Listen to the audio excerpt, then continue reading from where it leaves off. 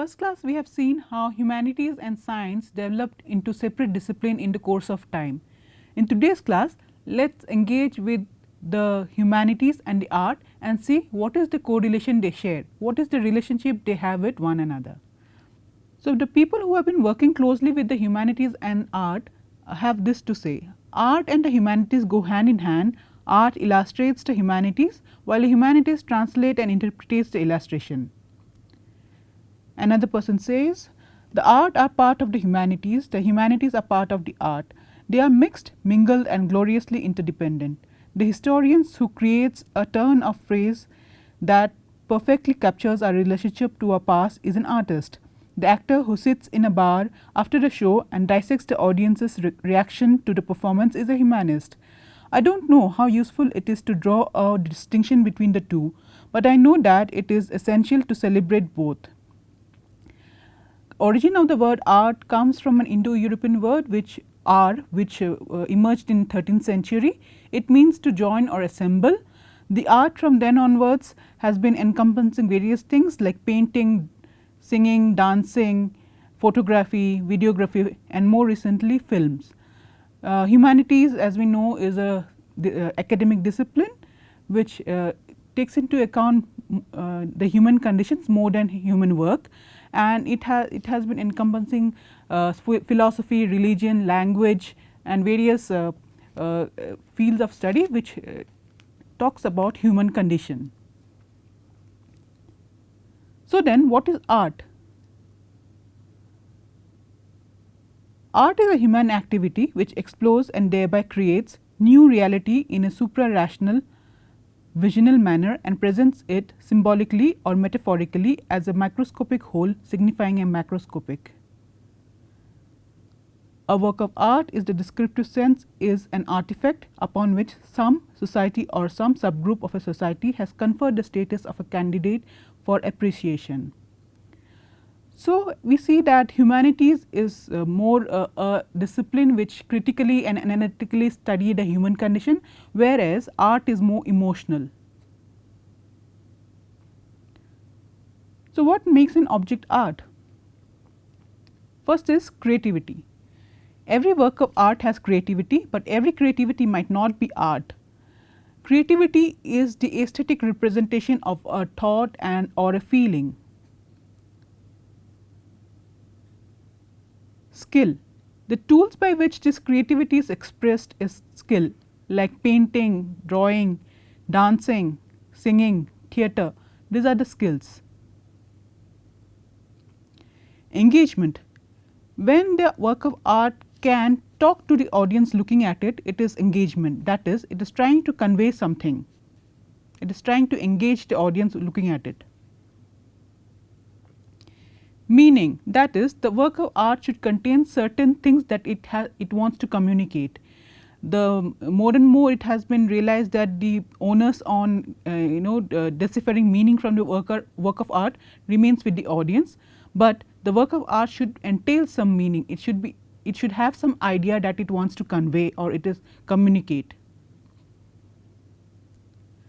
Now, let us see some of the very important work of art of the artist in the course of history. This is, as you know, is a painting of Mona Lisa painted by Leonardo da Vinci in 1503 to 1506. It was done on oil on popular panel. This painting is believed to have been painted over a course of time, and it is the best known, the most visited, the most written about, the most sung about, the most parodied work of art in the world. So, it is revered as thus. This is the creation of Adam done by Michelangelo. It was painted in 1508 to 1512. It illustrates the biblical creation narrative from the book of Genesis, in which God gives life to Adam, the first man. This is known as the Kiss. It was done by Gustav Klimt. It was painted in 1907 to 1908. This painting is known as the Scream. and this is a popular name given to a composition created by Norwegian expressionist artist Edvard Munch in 1893. Now, let us look at some of the Indian works. This is a painting done by famous Indian artist M.F. Hussain. It was painted in 1989. This is one of the contemporary painters of India. His name is Anish Kapoor. This painting is called Glow of Hope. Alternately, it is titled Women with the Lamb. It was painted by S.L. Haldankar.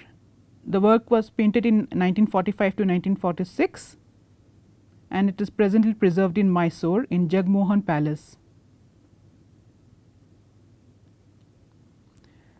This is a famous painting by Indian artist Raja Ravi Verma. It was painted in 1893, and this painting is called Here Comes Papa. So, what are the elements of art? What makes what does it entail? An work of art entails the 7 elements: line, shape, space, value, form, texture, and color.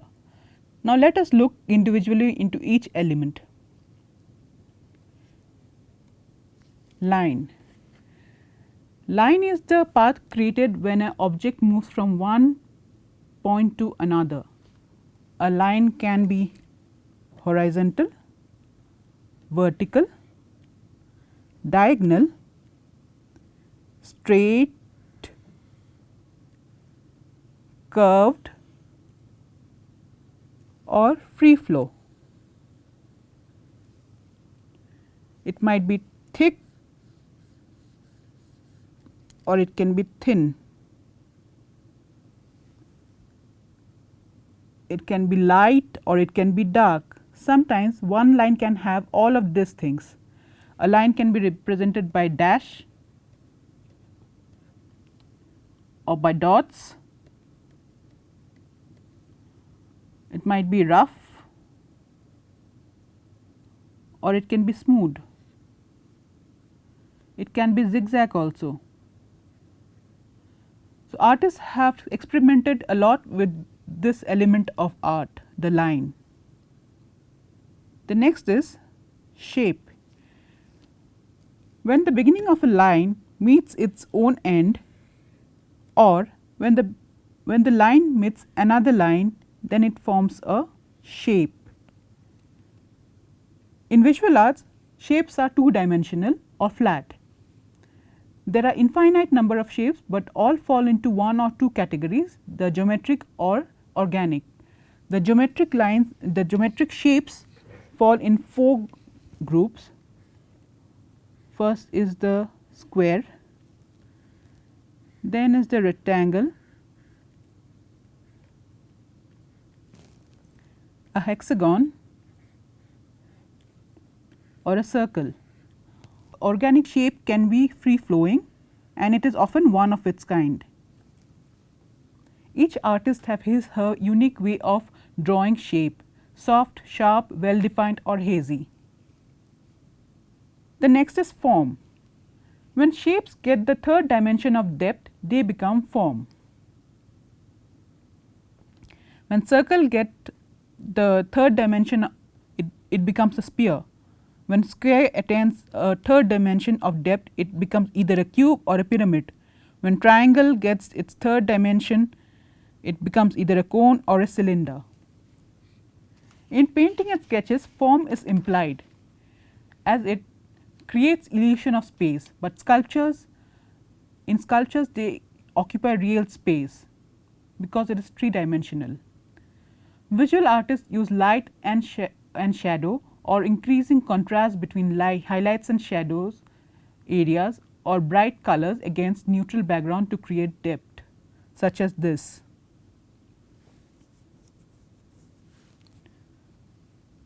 The 4th element is the texture. Texture is the look or feel of a surface. Like form, texture can be real or implied. In the left hand side, it is a sculpture.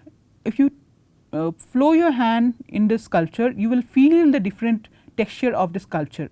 But on the right hand side is a painting. If you put your hand, if you rub your hand against the surface, you will only feel the smooth surface of the painting.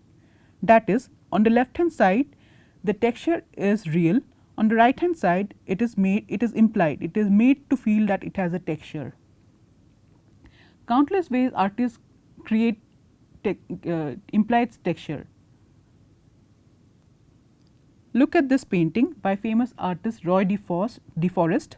He has used lines to create texture. He has used zigzag lines, straight lines, wavy lines, a number of thick and thin lines to create the texture of this painting. Whereas, in this painting by Gustav Klimt, he has used shape to create the texture. He has used squares, he has used triangles, he has used circles, concentric circles to give a feeling of texture in this painting. Some artists even use real material to create the texture. In more contemporary work, they have as such as this painting, the artist has used thread like objects, fabric to create the texture of the painting.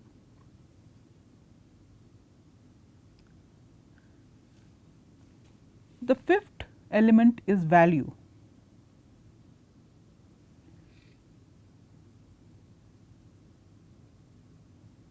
Artists create the illusion of light by using a wide range of tonal and color values. Value is how light or dark a given color or hue is. Here is the value scale for gray tone.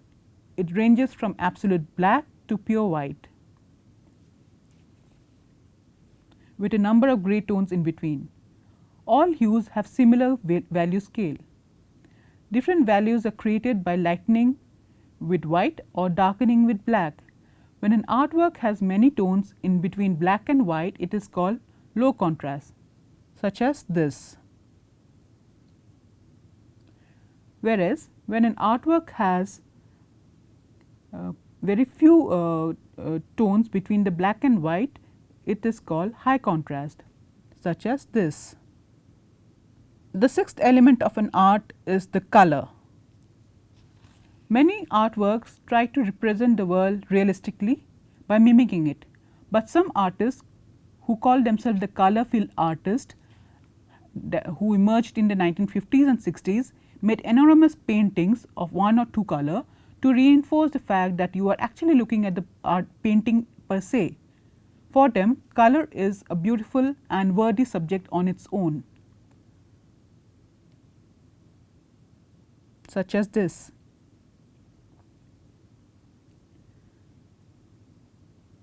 There are only three primary colors: the red, yellow and blue. All the other colors are formed by mixing these three colors. These three are called the primary colors. The next is the secondary colors: the orange, the green and the purple. These colors are created by mixing the primary colors, two of the primary colors in equal quantity. These are the secondary color. Then comes the tertiary color, when primary color is mixed with secondary color. Sometimes an art is made up of tints, shades, tones of only one color. These are called monochromatic color scheme, such as this. Artists personalize their works by creating their own tints, shades and tones. Color can evoke various feelings, moods and emotions. It can give you a feeling of warmth or soft by using colors which we associate with fire, like the orange, yellow, red, or it can give you a feeling of cold by putting colors which we associate with coldness, like white, soft beige, etc. The last element of an art is space. For many artists, space and how to transform the space is an important component of art. Space is an area where an artwork is organized. For painting and other two-dimensional artwork, it is the borders of the paper or the canvas it is made on. For paintings and other two-dimensional objects, it is the borders of the papers or the canvas that the painting is made on consist of the space. In this particular painting, the area in which the painting is done is the positive space, and the area which is left blank, mostly blank, is the negative space. Artists have experimented by trying to blur this difference.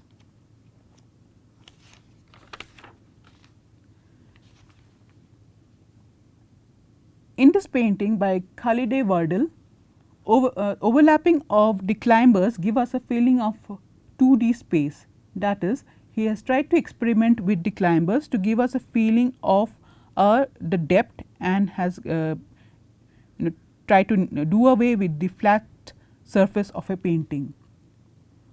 Size, placement of object, contrast create impression of space. Now, let us see what is folk art and what does it entail.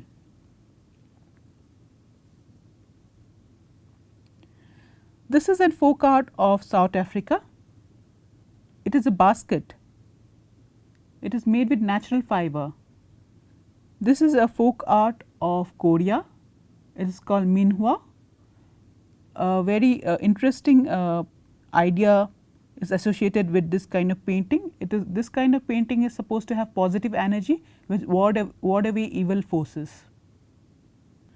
This is Quimper faience of France. It is a hand painted crockery item. This is batik of Indonesia, a form of wax resist dyeing.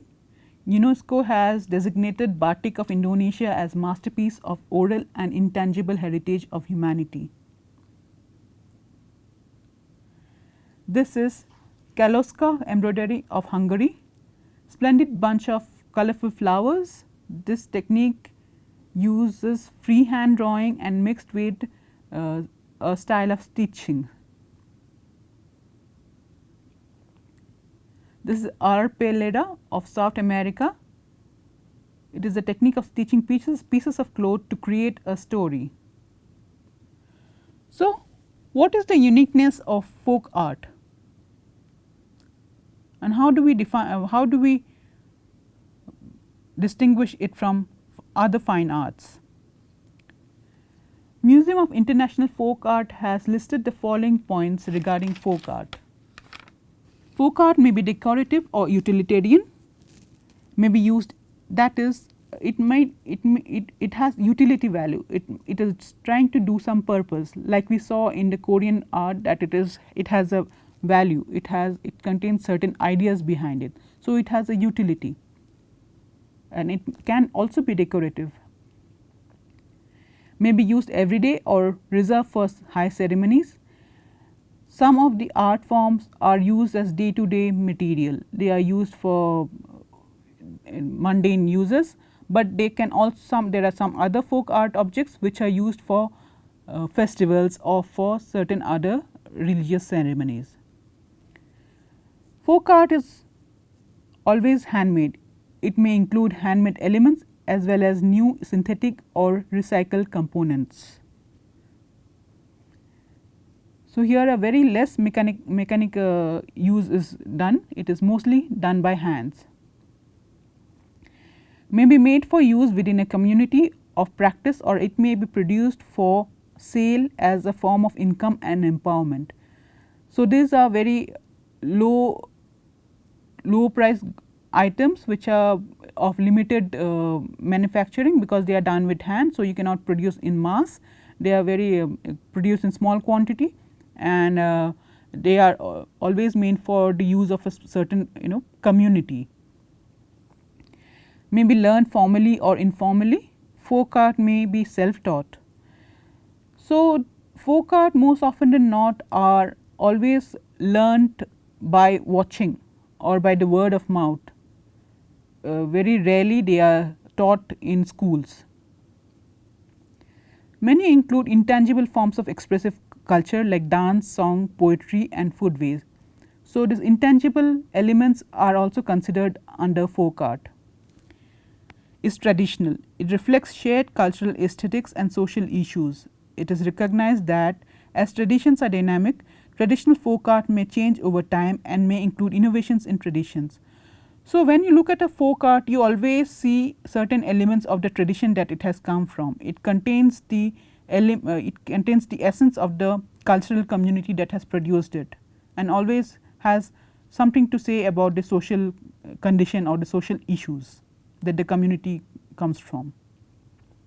Lastly, is of, by and for the people, all people inclusive of class, status, culture, community, ethnicity, gender and religion.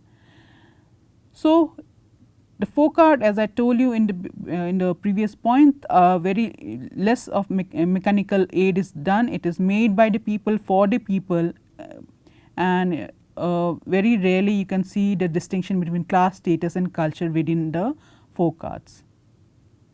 So, friends, we have seen what art is and what folk art is in this class. From the next class onwards, we will go deep into the folklore elements and see what is the essence of folk art. So, see you next time. Goodbye.